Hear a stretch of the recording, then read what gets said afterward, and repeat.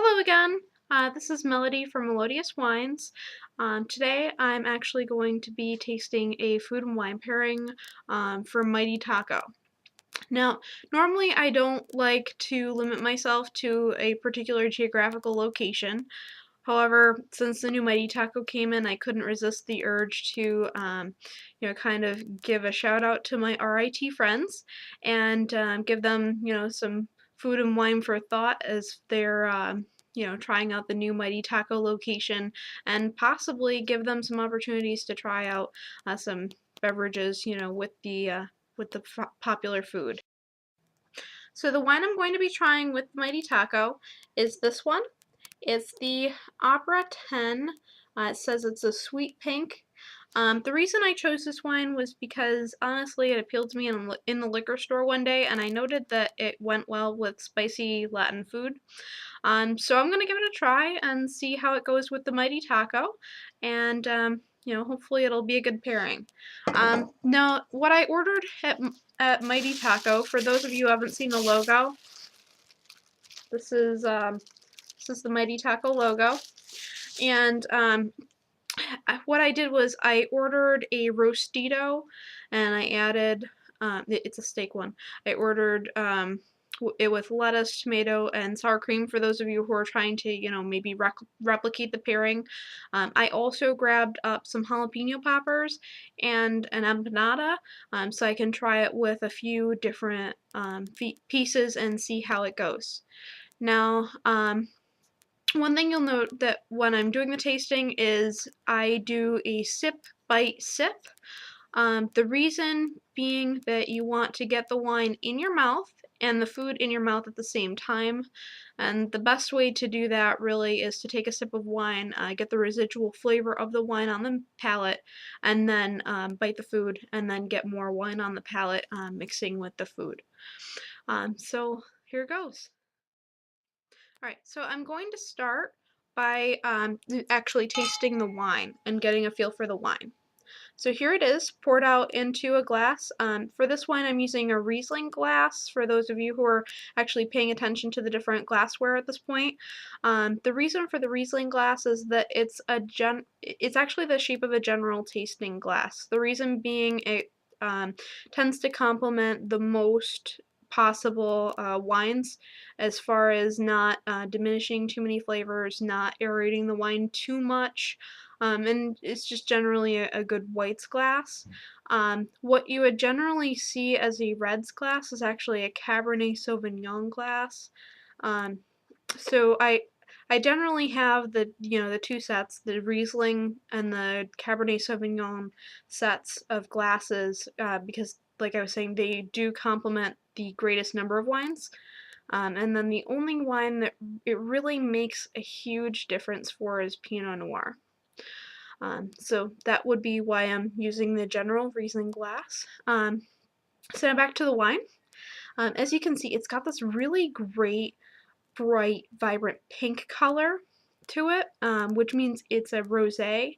The difference in the way a rosé is made versus a red or a white wine would be that the grapes were left on the skins for a little bit longer. These are red grapes that were used to make a rosé, whereas a white wine wouldn't have touched the skins, and a red wine would actually have been fermented on the skin, so it would have extracted more of the color from the skins of the grape.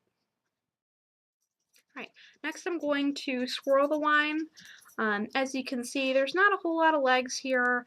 I'm not really expecting any. Rosés tend to be a very light, young wine, so you're not going to see a really high alcohol content, which would mean that it was fermented for longer, or so you're not going to see any legs, no sediment, anything like that.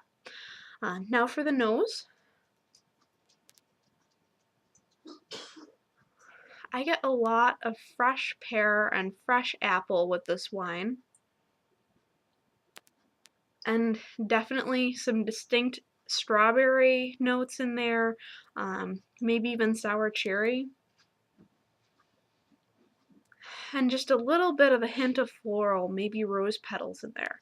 So it smells absolutely scrumptious. Now I'm going to taste it.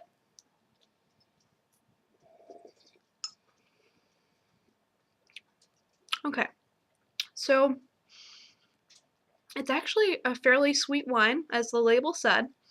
Um, it's definitely got some strong cherry and strawberry notes. Um, it's almost it's hard to describe, but it's a very fruit forward, very sweet wine, which I think a lot of early wine drinkers will really appreciate because it's not heavy on the palate and it's not going to take a lot of expertise or anything to really enjoy it. So once again, kind of a good buy for the college crowd, which I'm targeting with the Mighty Taco pairing. Um, Also, it's not a very expensive wine.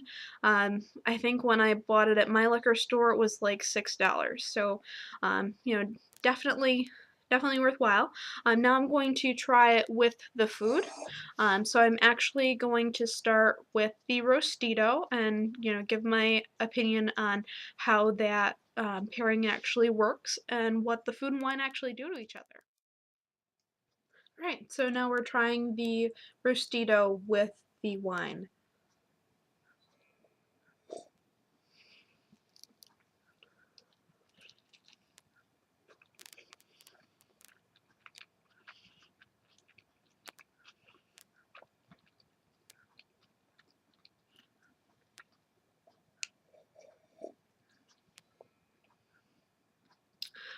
So the biggest thing I'm noticing about this pairing is that the sweetness actually really complements any spice that there is in the actual food, and that that the vegetables are really able to stand out, against the fruit tones in the wine. So actually, none of the flavors really clash. It's definitely a decent pairing. The only thing I would have wanted more of now that I'm trying them together is maybe spice in the food so that there is more of a reaction between the wine and the food. Right now, it's just kind of a nice, subtle, these things go together and don't really hate each other, but it's not epic. What I mean by epic is that the flavors aren't changing in my mouth to create something new and unique and beautiful. They're just kind of staying very separate from each other, which isn't necessarily a bad thing. It's definitely an okay pairing. Like I said, I think I probably should have just ordered a hotter sauce on the actual Rostito, and that may have made for an epic pairing versus an okay pairing. Along those same lines, as I was saying, with desiring more spice to go with the wine, I did get the jalapeno poppers, which I'm going to be trying now with some hot sauce on them, and I think this might be that epic pairing that I was looking for with against the sweetness of the wine. So I'm going to be trying that now.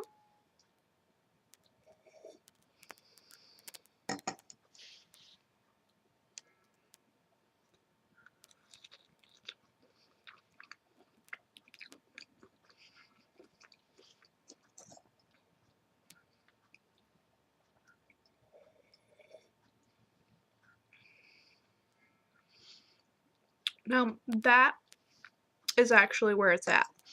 The really extreme spice from the jalapeno pepper as well as from the hot sauce that I then dipped it in did stand up to that sweetness, and the sweetness was able to calm down the spice so that it wasn't overwhelming.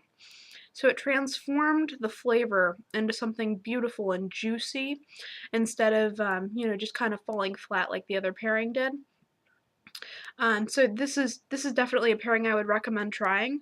Um, Now, for those of you who don't have a Mighty Taco in your area but might have access to the Opera 10 sweet pink wine, you may want to try that wine with some jalapeno poppers. I know they sell them in the freezer section at most grocery stores, as well as you could just try any Mexican restaurant in your area, and see what kind of pairs well with it. See what works out for you.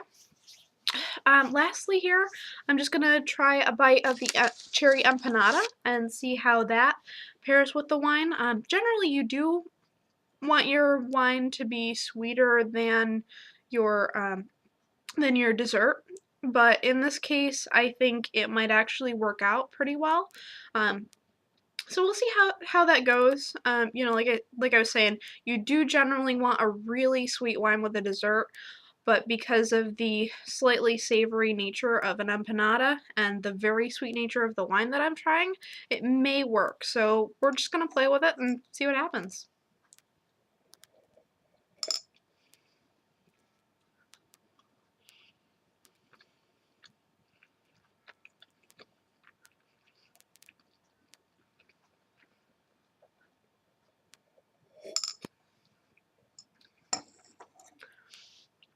In this case, it's actually not a bad pairing.